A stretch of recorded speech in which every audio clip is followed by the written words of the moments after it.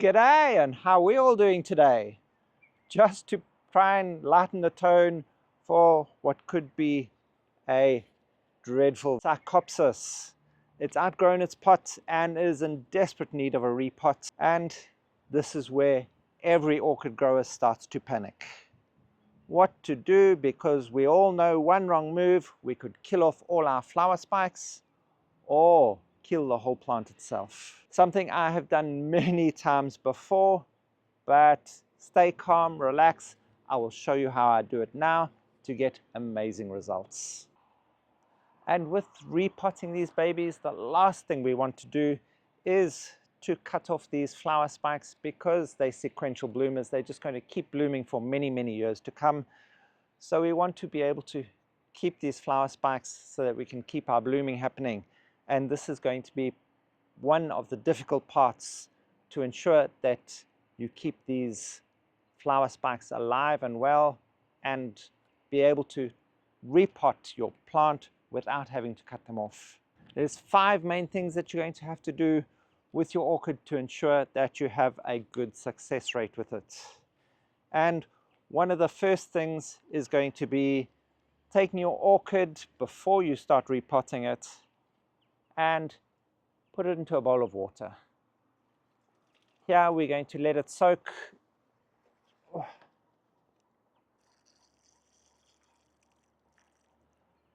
for anywhere between 15 minutes to half an hour. Some people leave it for longer, up to about an hour, but I generally don't like leaving my orchids submerged in water for too long, because they do start getting oxygen deprivation to the roots, and I don't want to cause any extra stress on my plant, especially since I'm repotting it and I'm going to be causing all that stress on the plant as it is.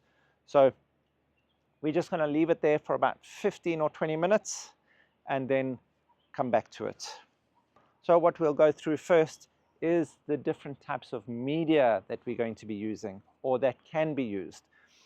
You'll find often a lot of people use sphagnum moss for their Psychopsis. Also, coir chunks is also very popular, or even mixing them together. This supplies you with a media that holds enough moisture, because they do like to stay on the moister side of things. Not damp, just moist. And you can accomplish this using sphagnum moss. I really don't use sphagnum moss at all, because in my climate here, it's extremely difficult to manage the moisture content. It lands up getting too soaked, and then that's just going to rot the roots. These coir chunks as well, they also can hold incredibly large amounts of water. So one of the reasons that they use them with the sphagnum moss is to help keep the sphagnum moss separated, to allow for that better air movement in between the sphagnum moss. So although they're both holding moisture, they are allowing bigger air gaps that is going to allow more air movement, so that you don't land up with the same sort of soggy dampness in the center of your pot.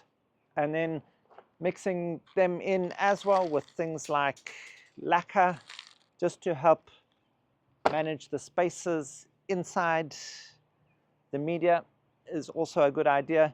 And you want to use lacquer when dealing with sphagnum moss and coir chunks, because it doesn't have any real weight to it. If you start adding stones into the mix to help build up a structure in your media, what it's going to do is those stones are just going to be too weighty, too heavy, and what that will do is then slowly compact your sphagnum moss into tight balls, and then that's just going to be a nightmare to deal with. In my climate, I'm going to have to use some nice chunky bark pieces. This is going to allow for excellent air movement through the pot. Then I'm going to add that in with some larger pieces of charcoal, and then I'm going to be using some stone as well. One of the reasons that I use the stone is that it's an inorganic component that's really not going to decompose at all.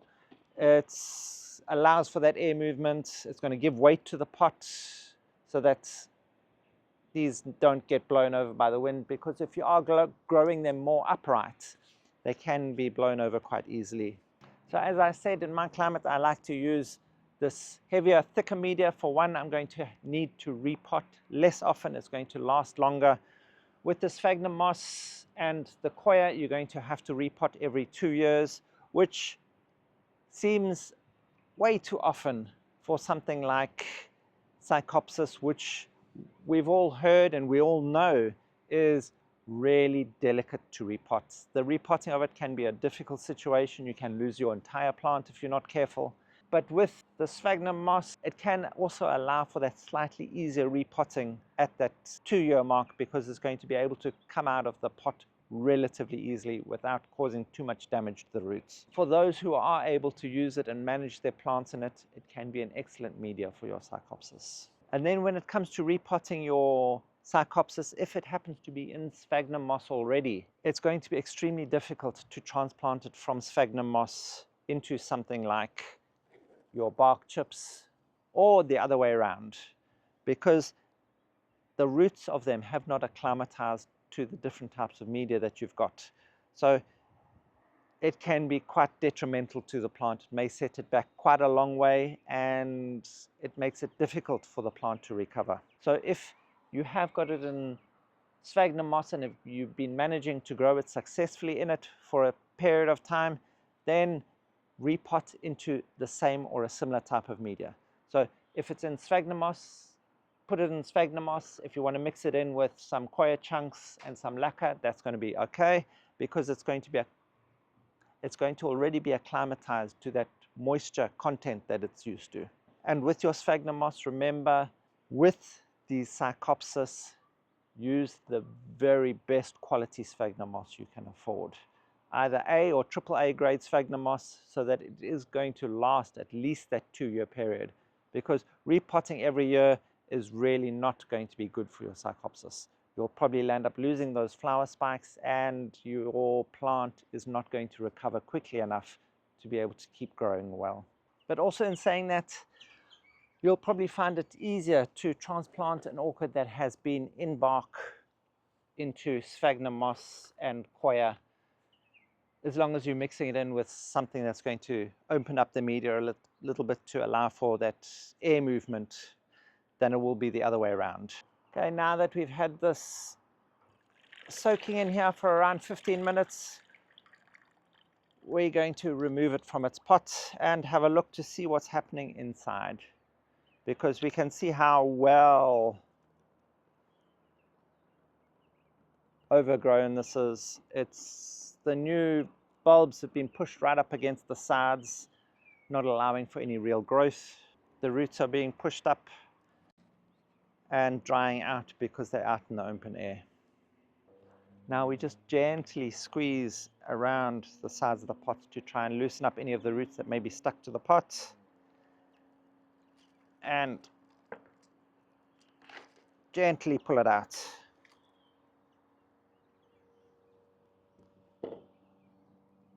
Here we can see our media, how nice and open it is, and we can see all this wonderful new root growth that's happening here. Exactly what we're looking for.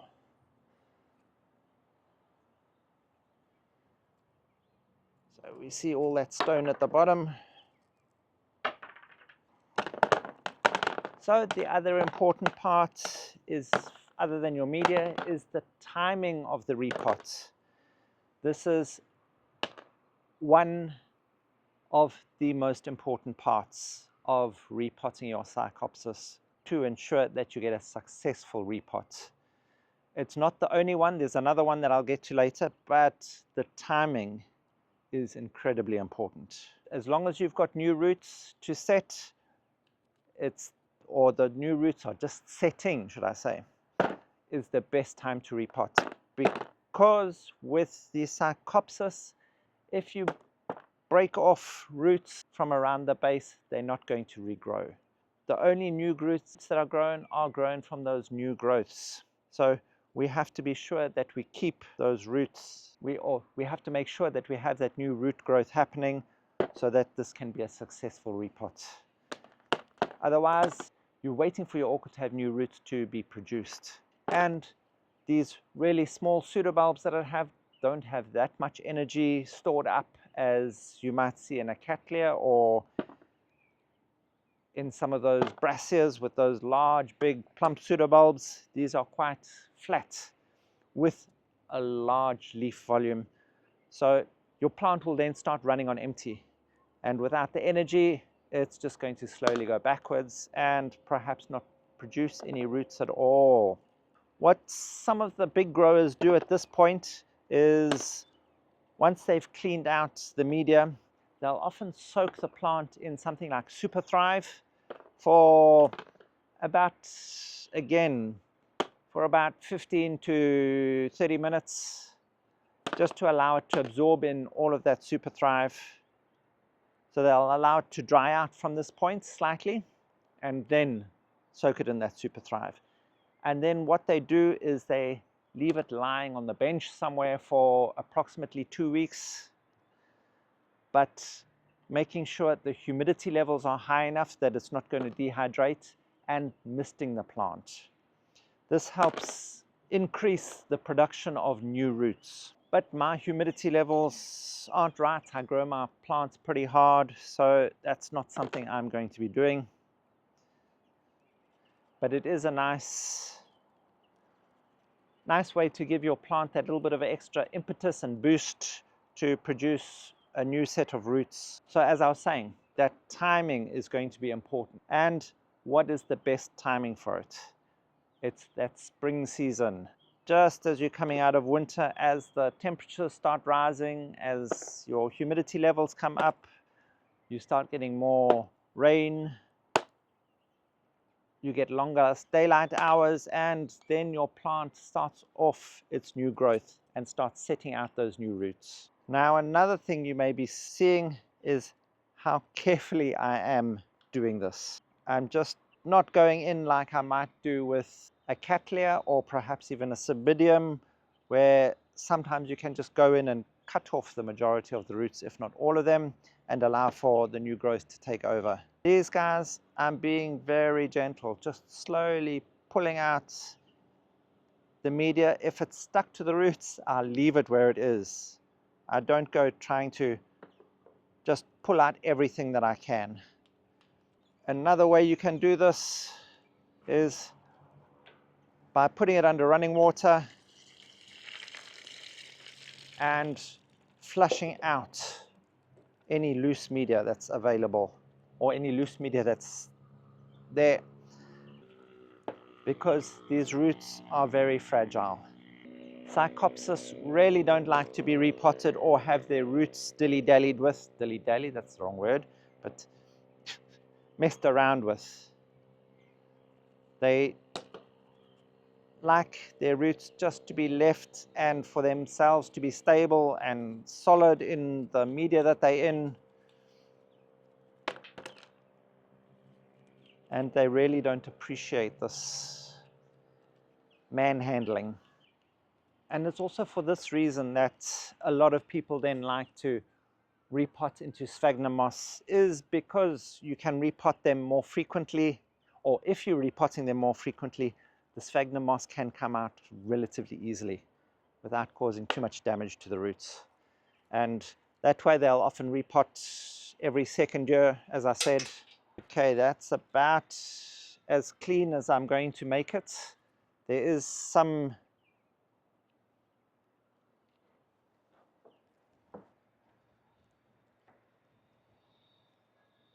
still some media stuck in at the bottom up there, all the roots wrapped around it like this. I'm just going to be leaving those as it is. I'm just going to go clean up some of these deadened roots here, or ones that have been slightly damaged by the repot.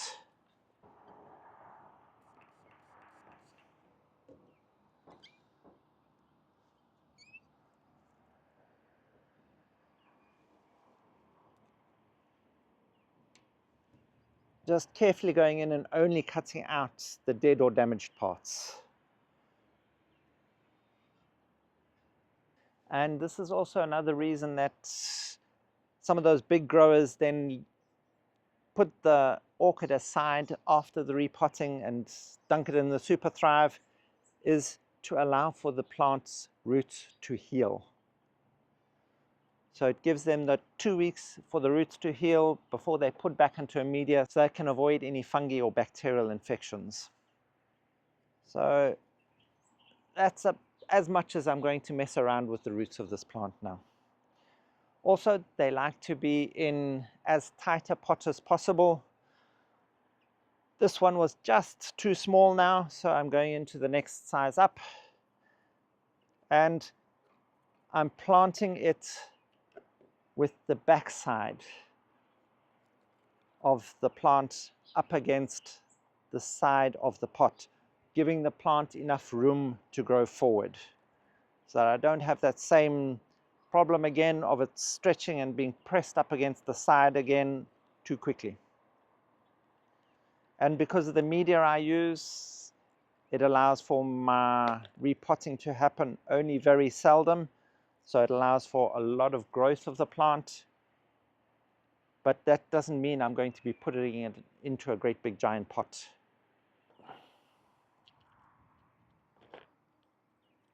You can put some of that larger brick down the base of the pot,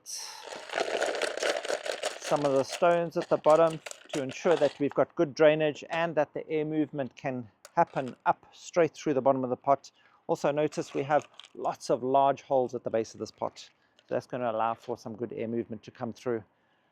And also notice I'm not putting in holes in the side of this pot, because then that will just make this media dry out too quickly. And as I said, these do like to have that little bit of extra moisture.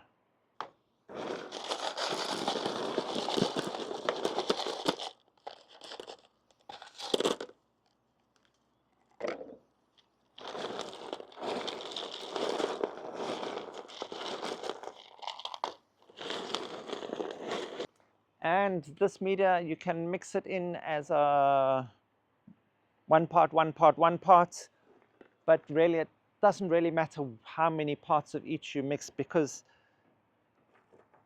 all of them are going to last relatively long. They'll last between 3 and 5 years in the single pot before you'll need to change out your media again.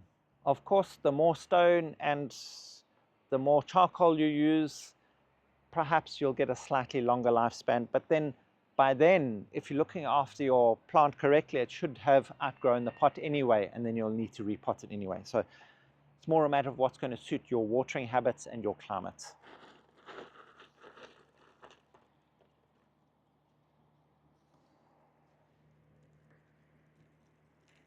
Now comes the slightly more difficult part, trying to ensure that we get enough of this media in between the roots as possible without opening up the root system and causing any damage, more damage or stress to it. So we just gently trying to keep it all attached. You might not have such a problem with it. Your roots might come out more evenly without being all grown together like this. Then it will just make it easier to do. But here we just have to make a plan and get it in.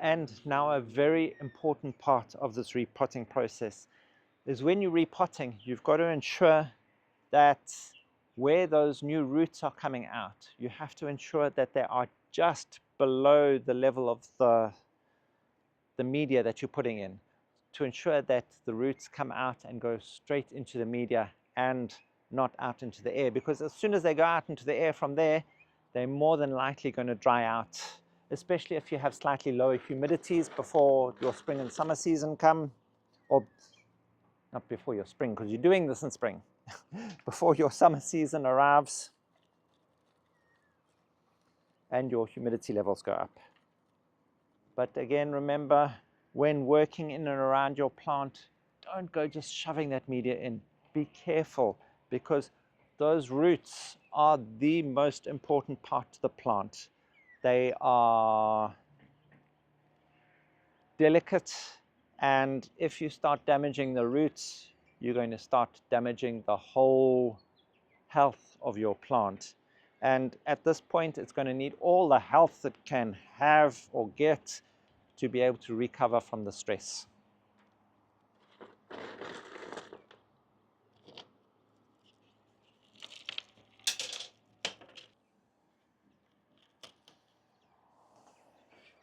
So now again with Psychopsis, again I'm going to do something different than I do to all my other orchids, is after repotting, I'm immediately going to water this in.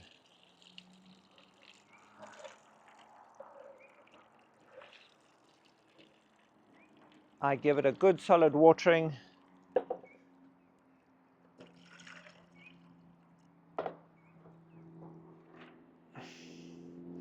Making sure that any of that media can settle into the parts in between the roots that I may have missed. Also ensuring that the media is completely moistened. There's no dry spot in the media at all.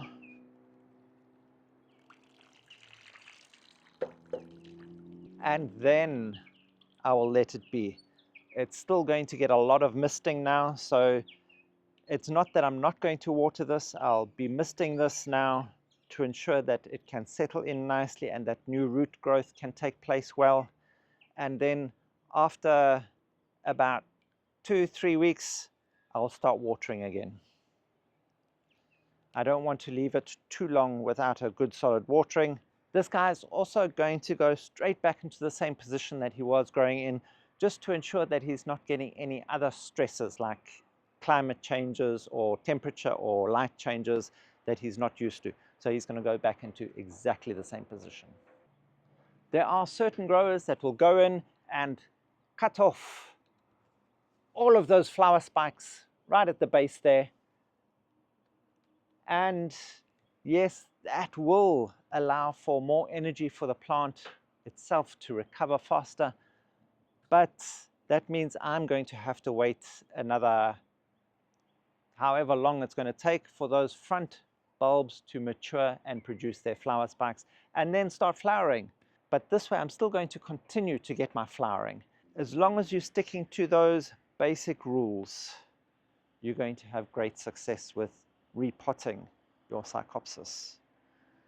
So the rules are the right time of year, choosing the right media and not repotting it into a media that's completely different from the media that it has just come from. Not breaking up and dividing your plant into small little pieces so that it's difficult for it then to recover, because remember, these guys don't like their roots being disturbed at all. They also have very small pseudobulbs, so they can't take damage to their roots. They can't have all those roots removed in that repot. It's going to put too much stress. Your plant doesn't have enough reserve energy. Its leaves are too big and there'll be too much transpiration. It's not going to be able to get enough water and moisture to it, and that will kill your plant. And ensuring your plant is well watered after repotting. And with all of these, you'll probably still get the next set of blooms in their sequence. It might just take a slight bit longer for the plant to recover and feel healthy enough to set those new blooms. It probably won't. It may take a few extra weeks, but you'll still get those buds to open again.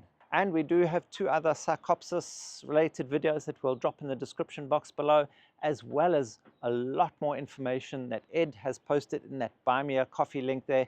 It's all done in point form to make it easy to follow, so be sure to go check that Buy Me a Coffee link in the description box below to have that reference material easy at hand. And thank you for watching. If you have found any of this information helpful, please hit that like button, hit that subscribe button, and that notification bell, bing bong, to be notified of all our upcoming content so you don't miss out on a thing. Help us grow as we help your orchids grow.